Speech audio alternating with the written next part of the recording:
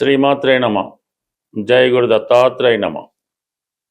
మేషరాశి వారికి ఈ వారం ఫలితాలు పరిశీలించినప్పుడు రాశ్యాధిపతి కుజుడు తృతీయ స్థానంలో సంచరించడం జరుగుతుంది. ఇంచుమించు ఈ వారం అంతా అదే రాశిలో సంచరిస్తూ మీరు ఏ పని ప్రారంభించినా చాలా ఉత్సాహంతో ఆ పని ప్రారంభించడం జరుగుతుంది. అనుకున్న కార్యక్రమాలు పట్టుదలతో పూర్తి చేయడానికి ప్రధానంగా కుజుడు మీకు సహకరించడం జరుగుతూ ఉంటుంది. అంటే ముఖ్యంగా ఏవైనా మీకు రావాల్సినటువంటి ధనం, లేదంటే మీకు రావాల్సినటువంటి జీతాలు, బోనస్లు వగైరా వగైరా ఏవైనా ఉంటే అవి ఈ సమయంలో మీ చేతికి రావడం జరుగుతుంది. అలాగే ఇదే సమయంలో దూర ప్రాంతం నుంచి మీకు ఒక ఉద్యోగ అవకాశం లాంటిది కూడా రావడం జరుగుతుంది. అంటే మీరున్న ప్రాంతంలో కాకుండా వేరొక ప్రాంతంలో, అంటే ఉద్యోగస్తులుగా అయితే అక్కడ ఏదైనా ఉద్యోగం కానీ కాంట్రాక్ట్ కానీ రావడం కానీ, కొన్ని రోజుల పాటు వేరే ప్రాంతంలో వృత్తిరీత్యా వెళ్ళడం జరుగుతుంటుంది. బట్ మీరు ఎక్కడ ఉన్నా, ఏ పని చేసినా మీరు ప్రారంభించే ప్రతి పని కూడా చాలా వేగంగా తొందరగా పూర్తి అవడం జరుగుతుంటుంది. అంటే మొత్తం మీద కార్యసాధన చాలా బ్రహ్మాండంగా ఈ వారం అంతా ఉంటుంది. ఇదే సమయంలో ఏదైనా భూముల మీద, స్థిరాస్తుల మీద పెట్టుబడి పెట్టడం కానీ, లేదంటే స్థిరాస్తి లాంటిది ఏదైనా స్వాధీనం చేసుకోవడం కానీ జరిగే అవకాశం ఉన్నది. ఇక యాస్టీజ్గా మనకి గురువు యొక్క అనుకూల స్థితి ఈ వారం అంతా కూడా చతుర్థ స్థానంలో ఉండడం వల్ల, అటు భాగ్య వ్యయాధిపతిగా చతుర్థ స్థాన గురు సంచారం జాతకుడు స్థాన చలనం ప్రయత్నం చేయడం వల్ల స్థాన చలనం జరిగే అవకాశం ఉంది. అలాగే ఇంట్లో ఏదో ఒక శుభకార్యం లాంటిది, పూజ లాంటిదో, పుణ్య కార్యక్రమం లాంటిది జరిగే అవకాశం ఉంది. బంధుమిత్రులను ఆహ్వానించి వారికి ఏదైనా విందో పార్టీ లాంటిది చేసే అవకాశం ఉంటుంది. అలాగే ఏదైనా ఒక గొప్ప పూజా కార్యక్రమం లాంటిది కూడా నిర్వహించడం జరుగుతుంది. ప్రత్యేకంగా ఈ రాశిలో ఉన్నటువంటి స్త్రీలు ఎక్కువగా ఈ వారం అంతా కూడా ఈ పూజా కార్యక్రమాలు వాటితో చాలా బిజీగా ఉండే అవకాశం ఉండదు. ఇంకా బుధుడు కూడా మనకి అదే స్థానంలో సంచరించడం జరుగుతుంది. అంటే చతుర్థ స్థానంలో షష్ఠ తృతీయాధిపతిగా ఉన్నటువంటి బుధుడు రావటం వల్ల కుటుంబంలో వ్యక్తుల మధ్య, అంటే కుటుంబంలో స్త్రీల మధ్య అవ్వచ్చు, కుటుంబ సభ్యుల మధ్య అవ్వచ్చు, చిన్న చిన్న విభేదాలు, ఆర్థిక సంబంధించిన విషయాల్లో విభేదాలు లాంటివి వచ్చే అవకాశం ఉంది. సో అలాగే కొంతవరకు దగ్గర బంధువులతో కొన్ని విరోధాలు రావడం కానీ, వాళ్ళు ఏదైనా కోపగించి మిమ్మల్ని కొద్దిగా దూరం పెట్టడం కానీ కార్యక్రమాలు జరిగే అవకాశం ఉంది. బట్ ఏదైనా చిన్న చిన్న సమస్యలు స్త్రీల వల్ల ఈ వారం ఈ రాశి వారికి వచ్చే అవకాశం ఉన్నది. ఇక ప్రధానంగా మనకి ఇదే వారంలో సూర్య భగవానుడు రాశి మారుతూ పంచమ స్థానం అయినటువంటి సింహరాశిలోకి స్వక్షేత్రంలోకి మారడం జరుగుతుంది. రవి 5వ స్థానంలోకి రావడంతో ఆటోమేటిక్గా మీలో కొంత కాన్ఫిడెన్స్ పెరుగుతూ ఉంటుంది.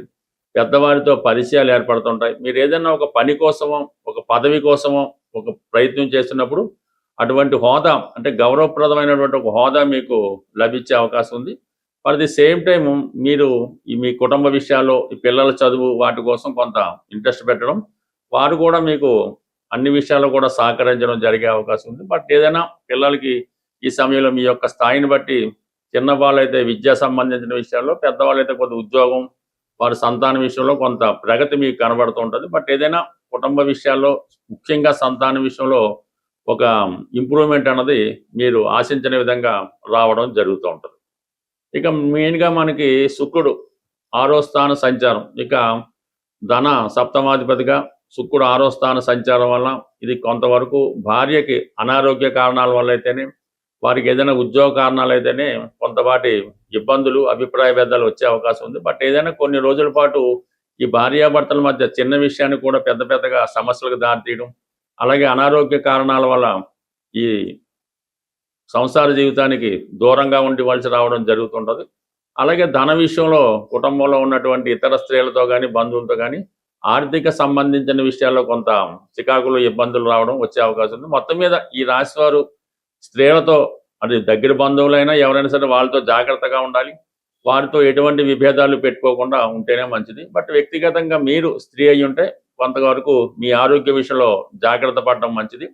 అలాగే కొన్ని సందర్భాల్లో మీ యొక్క దగ్గర బంధువులతో, అత్తవారి బంధువులతో, ఇల్లాస్తో కొంత ప్రాబ్లమ్స్ అయ్యి రావడం, దాని కారణంగా మీరు కూడా కొంత అస్వస్థతకు గురయ్యే అవకాశం ఉంది. బట్ ఏదైనా ఈ మేషరాశి వారికి కొంతవరకు ఈ వారంలో కార్యసాధన చాలా బలంగా ఉంటుంది. కానీ కొన్ని అనుకోని ఖర్చులు చాలా ఇబ్బంది పెడుతుంటాయి. అనుకున్న దానికన్నా ఎక్కువ ఖర్చు అవ్వడం వల్ల ముందు ఖర్చు పెట్టి తర్వాత కొంత అనవసరంగా ఖర్చు పెట్టామనే ఆలోచన కానీ బాధ కానీ ఈ రాశి వారికి ఈ వారం జరిగే అవకాశం ఉంటుంది. ప్రధానంగా ఈ ఈ శ్రావణ మాసంలో మనం ప్రవేశించాం కాబట్టి ఆర్థిక పరంగా విపరీతమైనటువంటి రుణ సమస్యలు ఎవరైతే ఉన్నారో వారి యొక్క బాధలు తీరడానికి, అంటే మీ యొక్క బాధ్యతలు తీరడానికి, అప్పులు తీరడానికి శ్రావణ మాసం చాలా ఉపయోగపడుతూ ఉంటుంది. అందువలన స్త్రీ పురుష భేదం లేకుండా ఎవరైతే ఆర్థిక సమస్యలతో ఉన్నారో రేపు 18వ తారీఖున శ్రావణ మంగళవారం, అలాగే 21వ తారీఖు శుక్రవారం, శ్రావణ శుక్రవారం, అది వరలక్ష్మి వ్రతం అందరికీ తెలుసు.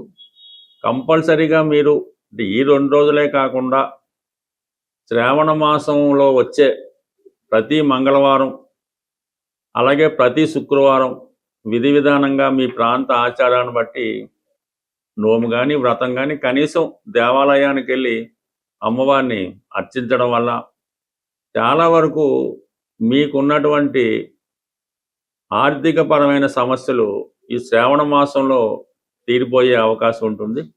ఎక్కువగా ఈ శ్రావణ మాసంలో శనగలు, అంటే మామూలుగా ఈ కొమ్ము శనగలు అంటారు, శనగలు అంటారు, వాటిని ఈ మంగళవారం రోజు అలాగే శుక్రవారం రోజు నానబెట్టినటువంటి శనగలు, అలాగే ఏదైనా ఒక ఫలం, అంటే నేరేడు ఇప్పుడు అవి దొరకవు, కానీ మారేడు ఫలాలు కూడా దొరకవు, దానిమ్మ ఫలం, అంటే అనేక విత్తనాలు అందులో ఉంటాయి కాబట్టి ఈ శనగలతో పాటు ఈ దానిమ్మ ఫలాన్ని తమలపాకులతో కలిపి మరి ముత్తైదువులకు కానీ స్త్రీలకు కానీ అది తాంబూలంగా ఇవ్వడం వల్ల కంప్లీట్గా మీకు ఎక్కువ ఆర్థిక పరంగా ఉన్నటువంటి సమస్యలు పరిష్కారం అవుతాయి.